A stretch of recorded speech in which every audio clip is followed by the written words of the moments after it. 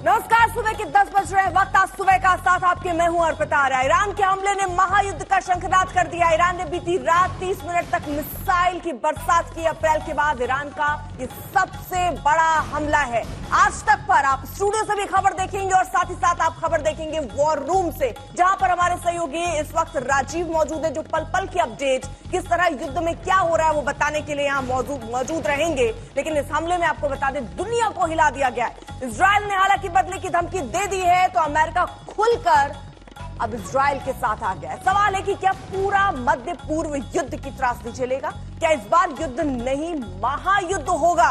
Iran परमाणु हथियार से लैस है, इसलिए खतरा ज्यादा बढ़ता हुआ नजर आ रहा है। सीधे राजीव के पास चलते हैं, वॉर रूम से अपडेट लेते हैं कि फिलहाल चल क्या रहा है। राजीव। बिल्कुल अर्पिता, यही तो सबसे बड़ा सवाल है कि क्या मिडिल ईस्ट अब झुलसेगा युद्ध की आग में। कल ईरान ने जो बैलिस्टिक मिसाइलें दागी है, जिनकी संख्या 180 से ज्यादा रही है, लगभग 30 मिनट का समय रहा जब ईरान की तरफ से बैलिस्टिक मिसाइलें दागी गई। यूं तो ईरान और इजरायल के बीच में दूरी है, लेकिन जो बैलिस्टिक मिसाइलें दागी गई वो सटीक निशाने पर दागी तो गई थी, लेकिन जो एयर डोम सिस्टम है, जो एयर डिफेंस सिस्टम है इजरायल का, वो बहुत एक्टिव रहा और उसने यानी कि आयरन डोम ने उन मिसाइलों को ध्वस्त कर दिया। और इसकी भी चर्चाएं हो रही हैं कि एक छोटा सा इजरायल इतना सशक्त कैसे, उनकी टेक्नोलॉजी इतनी एडवांस कैसे। लेकिन ईरान ने भारी गलती की, ये पीएम बेंजामिन नेतन्याहू ने कह दिया है और साथ साथ चेतावनी दे दी कि इसकी तो कीमत चुकानी होगी। यही वजह, यही बयान चिंता बढ़ा रहे हैं। ईरान का इजरायल पर यह सबसे बड़ा हमला है। अप्रैल के महीने में भी हमला किया था, तब लगभग 100 बैलिस्टिक मिसाइलें दागी गई थी, क्रूज मिसाइलें भी दागी गई थी। लेकिन अब जो हमला हुआ उसमें 180 से ज्यादा जो बैलिस्टिक मिसाइलें उनका प्रयोग किया गया, वो दागी गई। इसमें टारगेट पर क्या थे? इसमें इजरायली एयरबेस को निशाना बनाने का प्रयास किया गया था। इसमें जो अत्याधुनिक उनके बेस कैंप्स हैं उनको टारगेट करने का प्रयास किया गया था। लेकिन इजरायली आयरन डोम इतना सशक्त, इतना एक्टिव कि हवा में ही उसने ईरान की इन बैलिस्टिक मिसाइल को ध्वस्त कर दिया। लेकिन अब अर्पिता, नेतन्याहू कह रहे हैं कि बहुत बड़ी गलती, और यही बयान इस बात का संकेत है कि क्या अब मिडिल ईस्ट युद्ध की तरफ आगे बढ़ गया है? बिल्कुल, और ये बड़ा सवाल है क्योंकि अब जिस तरह अमेरिका सपोर्ट में आ चुका है। हालांकि आपको बता दें, ईरान की तरफ से ये पहला हमला नहीं है। इससे पहले भी ईरान ने हमला अप्रैल महीने में किया था, लेकिन अब ईरान की तरफ से जो हमला हुआ है, इस पर सीधे तौर पर नेतन्याहू कह रहे हैं कि आपने ठीक नहीं किया है। ईरान ने अपने सिराज मिसाइल बेस से इजरायली वायुसेना के 3 ठिकानों को निशाना बनाया। उसकी फतह बैलिस्टिक मिसाइल ने 1700 किलोमीटर से ज्यादा की दूरी तय कर इजरायल के नेफ्तीम और हातजिम और तेल नोफ को निशाना बनाया है। ईरान का इतना बड़ा हमला था, ताबड़तोड़ मिसाइलें दागी गई, लेकिन इजरायल का डिफेंस सिस्टम का कमाल देखिए कि नुकसान ना के बराबर हुआ और संभव हुआ आयरन डोम की वजह से। इजरायल का यह कवच पूरे देश को बचाता है। आसमान से आने वाली मिसाइलों को आसमान में ही ध्वस्त कर देता है। इसमें रडार, सेंट्रल कमांड और मिसाइल सिस्टम का बड़ा रोल है। राजीव।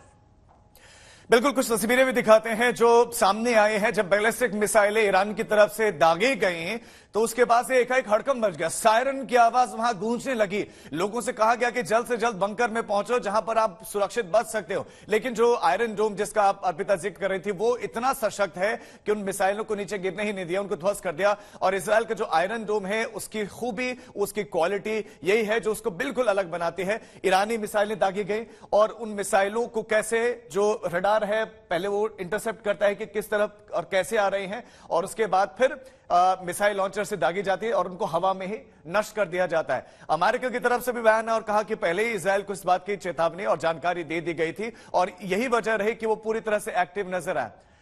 और इजरायल का जो आयरन डोम है ये इतना सशक्त है कि इस हमले में, जिसमें 180 से ज्यादा बैलिस्टिक मिसाइल दागे गए, उसमें सिर्फ 2 लोग घायल हैं। ये इजरायल की तरफ से जानकारी दी गई है कि सिर्फ 2 लोग जख्मी हुए हैं। और इजरायल में लोग डरे हुए थे, सहमे हुए थे, खौफ में जरूर थे, लेकिन आयरन डोम ने एक तरीके से इजरायल को पूरी तरह से सुरक्षित रखा। तो गजा में हमास के साथ जो जंग की शुरुआत हुई, पहले हमास ने अटैक किया था, बंधक बनाया था, 1200 लोगों का कत्ल किया था, और उसके बाद ये यहां तक पहुंच गई बात कि इजरायल के एयरबेस को अब ईरान ने टारगेट किया। कुछ इस तरह से आप देखिए मैप में, आप समझिए कि ईरान की और इजरायल की जो दूरी है लगभग 2000 किलोमीटर के आसपास की है, और जो वायुसेना है वो तुलनात्मक कमजोर मानी जाती है ईरान की, और उसने बैलिस्टिक मिसाइलें दागी। कहां दागी?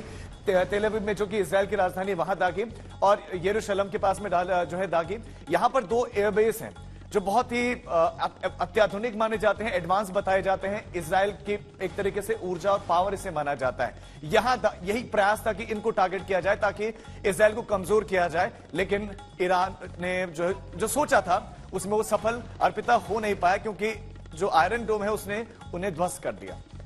ठीक है, अशरफ वानी भी हमारे साथ, हमारे सहयोगी इस वक्त जुड़ चुके हैं और आज तक ग्राउंड पर मौजूद है। वहां से पल पल अपडेट आप तक पहुंचा रहा है कि आखिरकार इस युद्ध में हो क्या रहा है, चल क्या रहा है और ये युद्ध कैसे बढ़ता हुआ नजर आ रहा है, वो समझते हैं। अशरफ, जरा बताइए किस तरह के हालात वहां पर है। जरा अशरफ का रुख करें, लेकिन जरा ये तस्वीर देख लीजिए, कितनी मिसाइलें हैं, आप गिनते रह जाएंगे। 180 से ज्यादा मिसाइलें जो हैं वो दागी गई हैं। ईरान की तरफ से ये बड़ा हमला है। ये भी याद रख लीजिए कि ये पहली बार नहीं है। ईरान इससे पहले अप्रैल में भी ऐसे ही हमले कर चुका है, लेकिन उससे बड़ा हमला इसे माना जा रहा है। और इजराइल की तरफ से सीधे तौर पर कह दिया गया है कि ये बड़ी गलती कर दी है ईरान ने। अमेरिका इजराइल के साथ आ चुका है। ईरान अब आगे क्या करेगा, और बड़ा सवाल यह भी है कि इजराइल अब आगे क्या करेगा, क्योंकि वो लेबनान में वैसे ही जमीनी हमले कर रहा है। क्या यह हमला सीधे तौर पर आगे शुरू होगा, युद्ध और बढ़ेगा? समझते हैं हमारे सहयोगी अशरफ से। अशरफ वानी। अर्पिता, दरअसल जब से कल ईरान ने जो है मिसाइल इजराइल पे दागे हैं, उसके बाद 5 लगातार अटैक जो हैं यहाँ लेबनान में, जहां पर मैं खड़ा हूं, यहाँ पर हुए हैं।